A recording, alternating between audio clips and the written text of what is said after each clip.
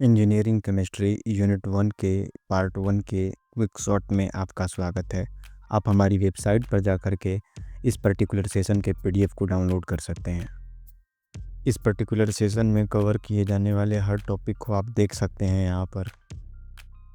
सबसे पहले हम ये समझ लेते हैं कि molecular orbital of diatomic molecules जो कि सिलेबस में है उसको हम कैसे बना पाएंगे। हम ये समझ लेते हैं कि मॉलिक्यूलर ऑर्बिटल क्या होते हैं। सिंपल टर्म्स में अगर एक्सप्लेन करें तो मॉलिक्यूलर ऑर्बिटल कुछ नहीं होते हैं, ये दो से बेसिकली दो एटम्स जो होते हैं उनके एटॉमिक ऑर्बिटल्स का कॉम्बिनेशन होता है। ये दो तरीके के हो सकते हैं, बॉन्डिंग मॉलिक्यूलर ऑर्बिटल या फिर एंटी बॉन्डिंग मॉलिक्यूलर ऑर्बिटल, जिनको कि हम सिग्मा या pi and correspondingly sigma star and pi star से रिप्रेजेंट करते हैं। बेसिकली बॉन्डिंग वाले स्टेबलाइज करते हैं और एंटी बॉन्डिंग वाले जो होते हैं वो डी स्टेबलाइज करते हैं मॉलिक्यूल को। अब हम ये समझ लेते हैं कि बॉन्ड ऑर्डर क्या होता है। बॉन्ड ऑर्डर बेसिकली ये बताता है कि पर्टिकुलर मॉलिक्यूल्स जैसे कि N2, O2, F2 इनके अंदर का जो बॉन्ड होता है वो कितना स्ट्रॉन्ग होता है।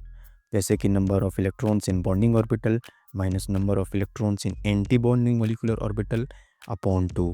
बेसिकली अगर बॉन्ड ऑर्डर 1 होता है तो इसका मतलब सिंगल बॉन्ड है, बॉन्ड ऑर्डर 2 होता है तो इसका मतलब डबल बॉन्ड है। अगर बॉन्ड ऑर्डर की वैल्यू 0 आती है इसका मतलब वो मॉलिक्यूल एग्जिस्ट नहीं करता, क्योंकि स्टेबलाइजेशन और डी स्टेबलाइजेशन वैसे मॉलिक्यूल्स में एक तरीके से इक्वल हो जाती हैं।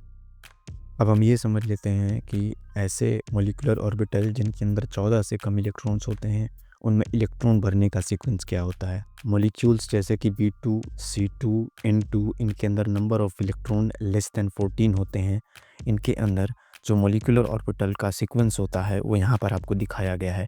ऑब्वियसली इसको आपको 2 से 3 बार लिख करके प्रैक्टिस करना होगा और उसके बाद ये आपके लिए काफ़ी ज़्यादा ईजी हो जाएगा। ग्रेटर देन 14 इलेक्ट्रॉन्स के लिए बेसिक डिफरेंस जो आता है वो सबसे ऊपर यानी कि पाई के अंदर आ जाता है, जिसके अंदर आप यहाँ पर देख सकते हैं जो बेसिकली पाई 2p x और पाई 2py एंड सिग्मा 2p का सीक्वेंस पुराने वाले यानी लेस देन 14 इलेक्ट्रॉन से चेंज हो जाता है।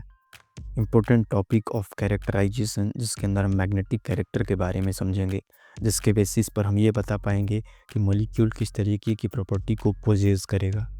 अगर सारे के सारे इलेक्ट्रॉन्स किसी भी मॉलिक्यूल में पेयर्ड हैं तो उसको हम डायामैग्नेटिक बोलेंगे, जो कि मैग्नेटिक फील्ड के अंदर अट्रैक्ट नहीं होते हैं।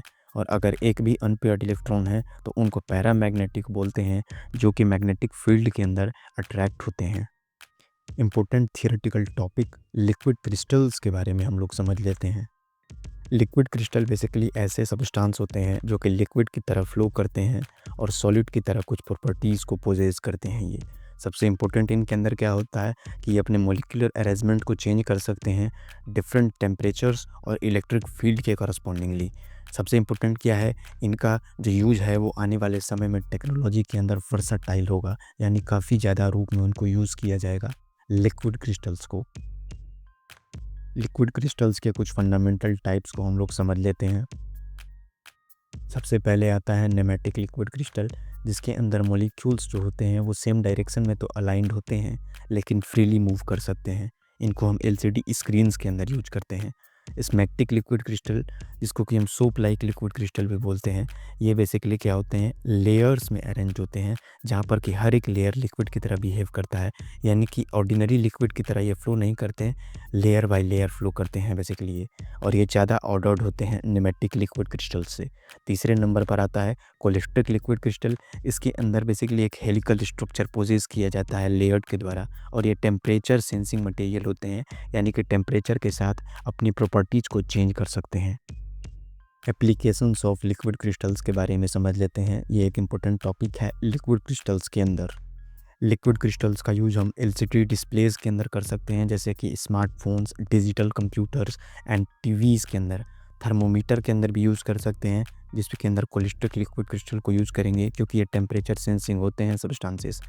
मेडिकल इमेजिंग, इसके अंदर बेसिकली हम क्या करते हैं कि मेडिकल डिवाइसेस के अंदर जो इमेज डिटेक्ट होते हैं बॉडी के अंदर, उनको हम क्या कर सकते हैं, लिक्विड क्रिस्टल्स की यूज़ से ईजिली डिटेक्ट कर सकते हैं। ये इसमें इम्पोर्टेंट टॉपिक है लेकिन इससे क्वेश्चंस ज़्यादा नहीं आते हैं, जिसके अंदर इंडस्ट्रियली इम्पोर्टेंट मटेरियल्स हमें स्टडी करना है, जिसके अंदर सबसे पहले साइनोबाइफिनाइल। इसको बेसिकली हम एलसीडी टेक्नोलॉजी के अंदर यूज करते हैं इनकी better thermal stability and electronic optical properties की वजह से। दूसरे नंबर पर एलसीपीज यानी कि लिक्विड क्रिस्टल पॉलीमर्स को यूज करते हैं। ये basically high performance plastic components होते हैं जिनको कि industries, aerospace industries and electronics industries के अंदर यूज किया जाता है। तीसरे नंबर पर आते हैं कोलेस्ट्रिक ईस्टर। ये भी बेसिकली टेम्परेचर सेंसिंग पर बेसिकली पॉइंट्स एंड इंडिकेटर्स के अंदर यूज किए जाते हैं। ये बेसिकली हीट के और कॉरस्पॉन्डिंगली कलर चेंज करके शो करते हैं हीट की अमाउंट कितनी है। अगर यहाँ तक वीडियो देखा है तो आप डिस्क्रिप्शन में दी गई लिंक से पीडीएफ को एक्सेस कर सकते हैं।